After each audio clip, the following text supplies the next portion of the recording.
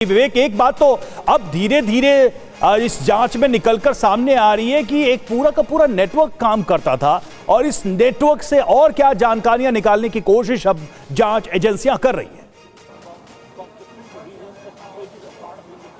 देखिए, जिस तरह से जांच आगे आगे बढ़ रही है उसी तरह से एक के बाद एक कई कड़ियां खुलकर सामने आ रही है। बीती रात भी कई जगह पर रेड की गई, जिसमें फरीदाबाद, मेवात, नूह के कई इलाके और इसके अलावा अल फलाह यूनिवर्सिटी के आसपास के इलाके शामिल थे। मेवात से 3 डॉक्टर्स को हिरासत में लिया गया जो कि मुजम्मिल से कहीं ना कहीं संपर्क पे थे, इनसे बातचीत होती थी। साथ ही जो गिरफ्तार आतंकी है उन शाहीन से भी इनकी बातचीत हुआ करती थी। तो सूत्रों के मुताबिक इन लोगों को अब हिरासत में लिया गया है, इनसे लगातार पूछताछ की जा रही है, इनके फोन रिकॉर्ड की जांच पड़ताल की जा रही है। आपको बता दें कि मुजम्मिल के सीडीआर से कई अहम खुलासे हुए हैं, कई डॉक्टर्स के नाम जो है वो सामने आए, जिसको लेकर जो पुलिस है उसने एक लिस्ट तैयार की है। जांच एजेंसी उस लिस्ट के आधार पर जांच पड़ताल कर रही है और सभी से संपर्क साधने की कोशिश कर रही है।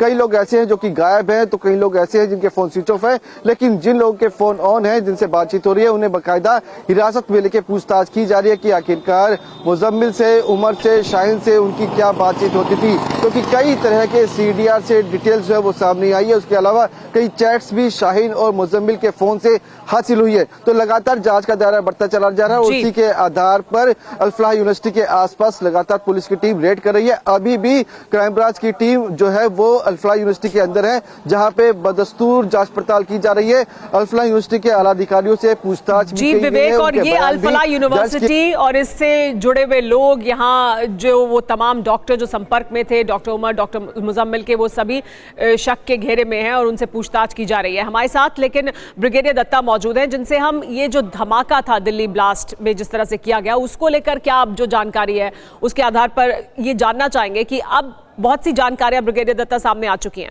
कि किस तरह से धमाका किया गया, क्योंकि ये सवाल उठ रहा था कि अमोनियम नाइट्रेट को आप धमाका करने के लिए आपको बहुत कुछ उसका इस्तेमाल करना पड़ेगा, यानी आपको स्विच, तार, किस तरह से धमाका किया गया। अब आपको लग रहा है कि जो पूरी जानकारी है वो सारे पीसेस उसके मिलते हुए दिखाई दे रहे हैं, सारी जो पूरी पजल है वो हल होती हुई दिखाई दे रही है कि किस तरह से धमाका किया गया। हाँ बिल्कुल, देखिए जिस तरह से इन्वेस्टिगेशंस अब कंक्लूसिव एंड की तरफ बढ़ते जा रहे हैं, तो उससे पता लगता है कि भाई किस तरह का डेटोनेशन किया गया था, किस तरह का जो एक्सप्लोसिव है उसको इस्तेमाल किया गया था। लेकिन इसमें सबसे बड़ी अहम बात यह है कि हमारी जो सिक्योरिटी एजेंसीज है, खास तौर पे पुलिस पे मैं ये उनकी तरफ मैं इशारा करना चाहूंगा कि हम प्रोएक्टिव क्यों नहीं है, हम हमेशा रिएक्टिव क्यों है। अगर आप रेलवे स्टेशन पे जाएं या कहीं भी आप देखिए, मेट्रो को छोड़ दीजिए, वहां सुरक्षा चाक चौबंद है, लेकिन रेलवे स्टेशन पे जाएं आप, पुलिस वाला खड़ा हुआ है, स्कैनिंग मशीन्स अनअटेंडेड पड़ी हुई हैं, चाहे जो आदमी चाहे जो ले जाए, and they are not interested. तो जब तक हम इन लोगों को जिम्मेदार नहीं ठहराएंगे, जब तक हम लोगों को सिक्योरिटी स्कैन के अंदर नहीं लाएंगे, 3000 टन 3000 किलो एक्सप्लोसिव या अमोनियम नाइट्रेट एक मात्रा होती है, किस तरह से वो वहां पहुंचा, किस तरह से वो ये मूव किया जा रहा था, और खासकर ये मेवात, नूह, जिस तरह के ये एपिसेंटर्स हैं जहां स्लीपर सेल्स हैं या जो हिंटरलैंड है, जब तक आप पूरे सिक्योरिटी अपरेटस को लेकर भी ये सवाल जरूर है कि कैसे इस तरह के लोगों पर नजर रखी जाए। और देखिए इस बीच एक और जानकारी, धौज, नूह और आसपास के इलाकों में छापेमारी की खबर है। रात भर दिल्ली पुलिस ने छापेमारी की है। दिल्ली पुलिस के साथ सेंट्रल एजेंसी के भी ऑफिसर्स शामिल थे। नूह से 2 लोगों को हिरासत में लिया गया। मुजम्मिल से होती थी दोनों की बात। हिरासत में लिए गए लोगों से पूछताछ जारी है। विस्फोटक खरीद में उनका कोई रोल है या नहीं, इसकी जांच की जा रही है। विवेक के पास एक बार फिर से चलते हैं। विवेक, ये जो कार्रवाई हो रही है, पूछताछ हो रही है, हिरासत में जो लिए जा रहे हैं, इन सारी कार्रवाई से किस तरह के इंफॉर्मेशन को गैदर करने की कोशिश एजेंसियां कर रही है?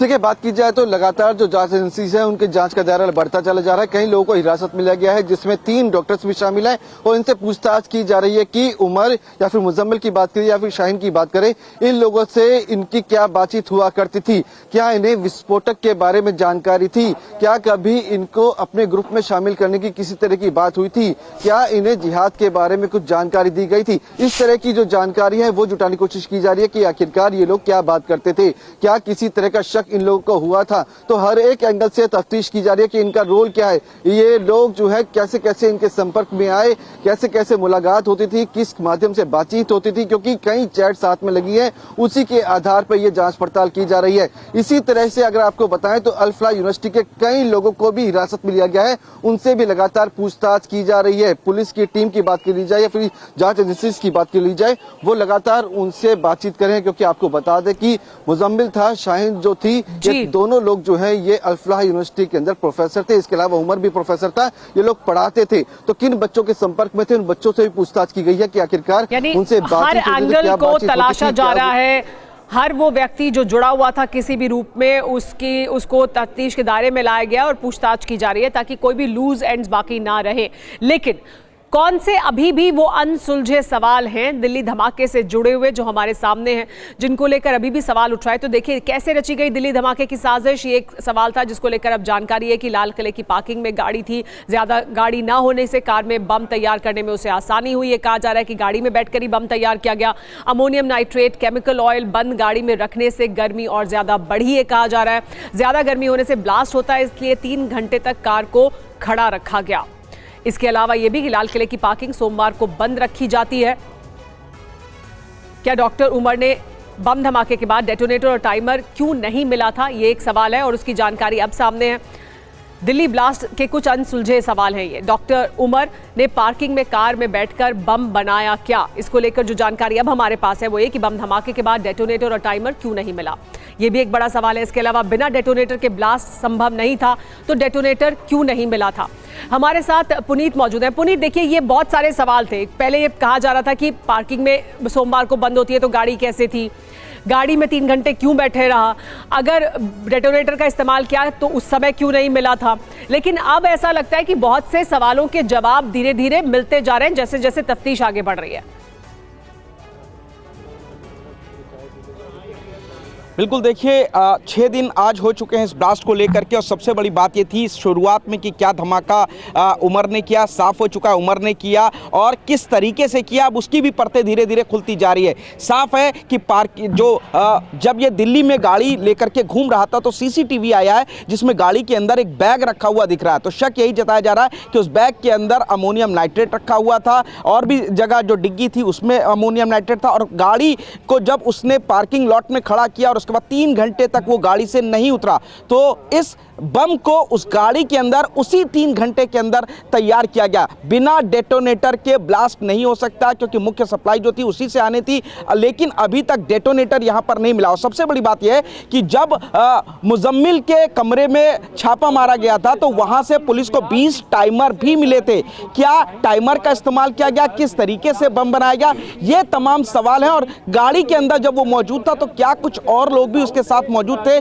जो उसकी मदद कर रहे थे। गाड़ी में पार्किंग वाले स्थल पर सोमवार होने की वजह से ज्यादा भीड़ नहीं होती है, तो एक मुफीद जगह थी जहां पर आराम से बैठ करके बम को तैयार किया जा सकता था। और जैसे ही बम तैयार हुआ 6:52 पर इस गाड़ी को ब्लास्ट कर दिया जाता और ऐसा भी शक किया जा रहा है कि एक स्विच के जरिए इस बम को ब्लास्ट किया गया। तो फिलहाल काफी तेजी से चीजें बढ़ती जा रही है इन्वेस्टिगेशन में। बिल्कुल, कई सारे सवाल अभी भी जवाब के इंतजार में हैं और एजेंसियां लगातार पूछताछ कर रही हैं। वीके दत्ता सर, लेकिन इस पूरे मॉड्यूल को देखकर आप क्या समझ पा रहे हैं? देखिए, एक एजुकेशनल इंस्टीट्यूशन अल फलाह यूनिवर्सिटी, वहां पढ़ने पढ़ाने वाले लोगों का नाम आना, उनका इसमें इन्वॉल्व होना, क्या कोई बाहर की ट्रेनिंग थी, बाहर का इन्फ्लुएंस था या फिर ये सेल्फ मोटिवेटेड लोग थे? ये अगर मॉड्यूल कोई है जिसमें एजुकेशनल इंस्टीट्यूशंस को ही एक तरीके से हब बना लिया जाए इस तरह के धमाकों और टेरर अटैक्स का, तो ये कितनी बड़ी चिंता की बात है भारत के लिए? देखिए, आपने बिल्कुल सही सवाल उठाया है क्योंकि जो यंग माइंड्स होते हैं इनको बड़ी जल्दी इन्फ्लुएंस किया जा सकता है या इनको रेडिकलाइज किया जाता है। अल फलाह के जो फाउंडर थे, अगर आप देखें, इंदौर के पास एक मऊ है, बहुत बड़ा मिलिट्री बेस है, और जब वो एक मैच हुआ था उसके दौरान भी वहाँ काफी मतलब दंगे हुए थे। और इस तरह की चीजें देखते हुए, क्योंकि जब तक आप एक इस तरह के इंस्टीट्यूशन जो वल्नरेबल हैं या जहां इस तरह की सोच लोग रखते ब्रिगेडियर हैं, दत्ता, आपको मैं रोकूंगी, माफ कीजिएगा। एक बड़ी खबर आ रही है दिल्ली ब्लास्ट से जुड़ी हुई, ये ले लेते हैं, फिर वापस आपके पास आएंगे। दिल्ली ब्लास्ट में इस्तेमाल i20 पर बड़ी जानकारी सामने आई है। 2 लाख में खरीदी गई थी i20 कार की पेमेंट कैश में की गई थी। फरीदाबाद के कार डीलर से खरीदी गई ये कार i20 डॉक्यूमेंट के तौर पर जम्मू कश्मीर का ड्राइविंग लाइसेंस दिया गया था और 2 लाख कैश दिए गए थे। कैश में खरीदी गई थी गाड़ी। इस पर और ज्यादा जानकारी के लिए विवेक हमारे साथ हैं। विवेक, अब ये जानकारी मिल रही है कि गाड़ी i20 जिसका इस्तेमाल किया गया धमाके में, वो कैश में कार डीलर से खरीदी गई और सबूत डॉक्यूमेंट्स के तौर पर जम्मू कश्मीर का ड्राइविंग लाइसेंस दिया गया। तो किसका ड्राइविंग लाइसेंस दिया गया था और कैश किसने पेमेंट किया था? देखिए, बात की जाए तो इस मामले में जो कार और जो डीलर थे उनसे पूछताछ की गई थी। उसके जी बोलिए। देखिए, रॉयल कार जोन के जो मालिक है उनसे भी पुलिस की टीम ने पूछताछ की। इसके अलावा जिस डीलर ने गाड़ी बेची थी उससे भी पूछताछ की गई थी। उसकी पूछताछ में निकल के सामने आया था कि कैश में ये गाड़ी खरीदी गई थी और जम्मू कश्मीर का एड्रेस दिया गया था और उसके अलावा तारीख का नाम सामने आया था। तो उसी के आधार पर पुलिस ने जांच का दायरा बढ़ाया था और लगातार जो है कार डीलर और ऑनर से पूछताछ की गई थी। उससे कई अहम सबूत मिले थे। इसी के आधार पर कई जगह रेड की गई थी। तो साफ है कि जो कार डीलर था उसे हिरासत में लेकर लगातार पूछताछ की गई थी और उसी की पूछताछ में ये सारे खुलासे जो है वो निकल के सामने आए थे। जी हाँ, तो कार की पेमेंट कैश में की गई, डॉक्यूमेंट के तौर पर जम्मू कश्मीर का ड्राइविंग लाइसेंस देखा गया। यही वो i20 कार थी जिसका फिर बाद में इस्तेमाल किया गया दिल्ली धमाके में। लेकिन और भी गाड़ियां बरामद हुई हैं और भी नेटवर्क के जो तार हैं उन्हें खंगाला जा रहा है कि कहां से जुड़े हुए थे, किस किस से जुड़े हुए थे ये तार।